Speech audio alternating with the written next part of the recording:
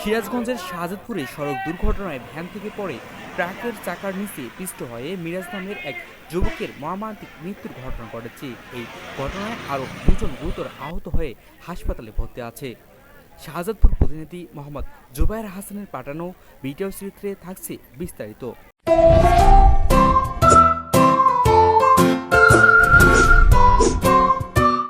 বৃহস্পতিবার সকাল 11টার দিকে বগুড়ার নগরবাড়ি মহাসড়কের বড়কোলা বাজারের সামনে এই মর্মান্তিক দুর্ঘটনা ঘটে।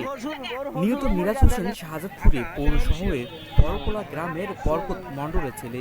নিহত মিরাজ হোসেন পেশায় একজন ভ্যান চালক।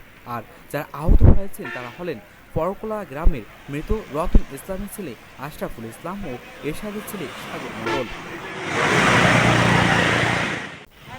এ বিষয়ে প্রত্যক্ষদর্শীরা জানান, সকাল 11টার দিকে বগুড়ার নগরবাড়ি মহাসড়কের দিকে বরকোলা যাওয়ার পথে বিপরীত থেকে আসা দ্রুতগামী একটি মালবাহী ট্রাক ভ্যানটি সজোরে ধাক্কা দিলে ভ্যানের চালক ও যাত্রীরা মহাসড়কে পড়ে যায়। এ সময় ভ্যান চালক মিরাজ হোসেন ঘটনাস্থলেই নিহত হয়। এ সময় দুর্ঘটনার স্থল থেকে ট্রাকটি দ্রুত পালিয়ে যায়। স্থানীয়রা আহতদের উদ্ধার করে হাসপাতালে নিয়ে গেলে হাসপাতালে কর্তব্যরত চিকিৎসক তাদের উন্নত চিকিৎসার জন্য ঢাকায় নিয়ে যেতে বলে। দুর্ঘটনার খবর পেয়ে শাহজাদপুর থানার ওসি মোহাম্মদ সবুজ রানা ও সিরাজগঞ্জ হাইওয়ে পুলিশের একটি দল ঘটনাস্থল পরিদর্শন করে। থানার সূত্রে জানা যায়, নিহতর পরিবার কোনো অভিযোগ না থাকায় লাশটি পরিবারের কাছে হস্তান্তর করা হয়।